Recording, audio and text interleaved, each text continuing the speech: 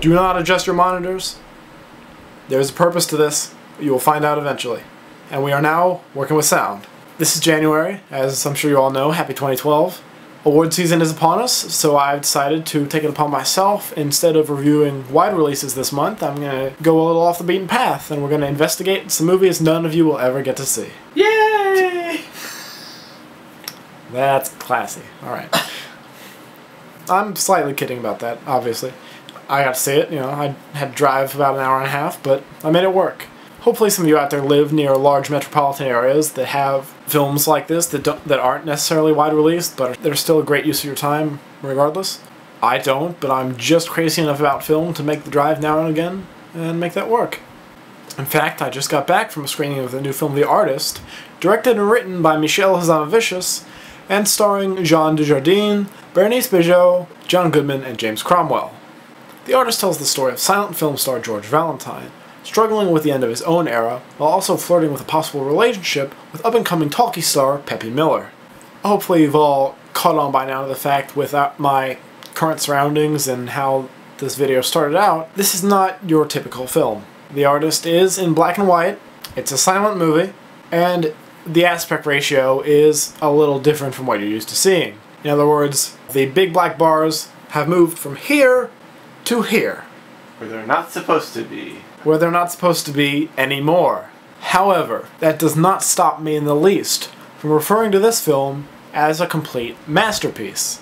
There's an old adage about film that says you should be able to mute the dialogue and still know completely what's going on in the movie. The Artist does that for you, and it doesn't suffer in the least for it. Yes, occasionally there'll be a bit of dialogue where the line goes on for too long and they have to put up a card. However, for the most part, you just see a lot of characters' mouths moving, and because of the acting, everything comes across really well and you're not lost at all for the entire duration of the film. And because of this fact, the two sequences where they do use sound are absolutely tremendous. If it were a normal movie and you had these sequences, they would have none of the impact that they do in The Artist. Because it's not until you subtract all ambient noise and the traditional dialogue that you can truly appreciate the little things. The Foley work, for example. There's this dream sequence that the main character has right after he's been told that talkies are the new wave of the future, and that, you know, if he doesn't resort to doing movies with sound, he's not going to have a career for much longer. He seemingly wakes up, and for the first time in the movie, you hear things. You know, he's knocking stuff over on his dresser, and, you know, his chair falls back onto the floor. And all these sounds that you normally take for granted seem to just be booming at you in the theater. It's utterly remarkable. I'd love to tell you about the other sequence, but you know me, no spoilers. Another way that this film sets itself apart through the non-traditional aspects that it has is the score. If anybody out there is not super into film like I am, I'll just explain. Score is when original instrumental pieces of music are made for the film. You know, normally they play in the background and you don't really notice them. Again, aside from a few key moments, there's score non-stop in this movie. And it's pretty loud because there's nothing else going on. Aurally, that's A-U-R-A-L-L-Y. All you hear for the vast majority of this movie is the score. And if it doesn't get an Oscar win for the score, because of that fact alone, the Academy's going to be getting some angry letters. I can tell you that right now. Not just from me. You know who you are.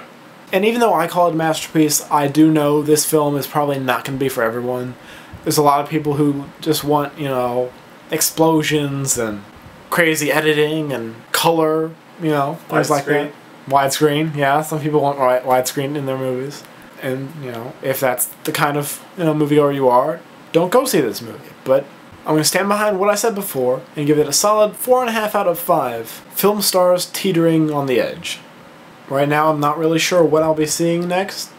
It's hard to know what's going to be released theatrically in terms of limited releases very far in advance, unless you live in a nice big city like New York and Los Angeles, or, you know, Chicago, for my Chicago viewers out there. I know you love me too.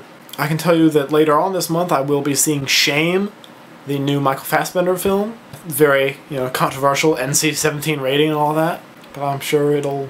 okay, I'm not sure, but I'm hoping it lives up to its expectations. You can see my last review, The Girl with the Dragon Tattoo, over there, and whatever I end up seeing between now and Shame, I'll put over here, just like I always do. Make sure you give me a big old thumbs up if you like this video, And subscribe to my channel if you haven't already. That's it, yeah? Check out terabyte.tv.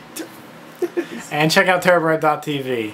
Although I'm sure if you're subscribed to me, you already heard it from them 100 times by now. Because there would be no me if it weren't for them. Also check out CritiCarter.com. Oh, I'm only going to be doing videos for the things that I'm able to see theatrically. So be sure you're checking out CritiCarter.com to get the whole scoop on my viewing habits. I will be seeing quite a lot of films between now and Oscars, which I'm going to say that's the last Sunday in February, whatever date that is. I don't really know right now because we're in the middle of a video and I'm not going to stop. I'm just going to keep on rambling because that's what I do. I think that's it. You're going to put us live? Oh, yeah. Playlist Live. I should look that date up, shouldn't I?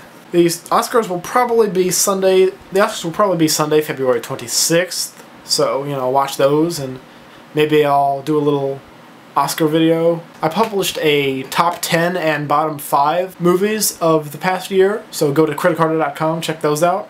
That's also there with all my other reviews. And then, you know, Facebook, Tumblr, Twitter. I'm CritiCarter on all those things because branding is awesome. Playlist Live, it will be the 23rd through the 25th of March. Look for me if you're in the Central Florida area and you plan on going. I'll be there.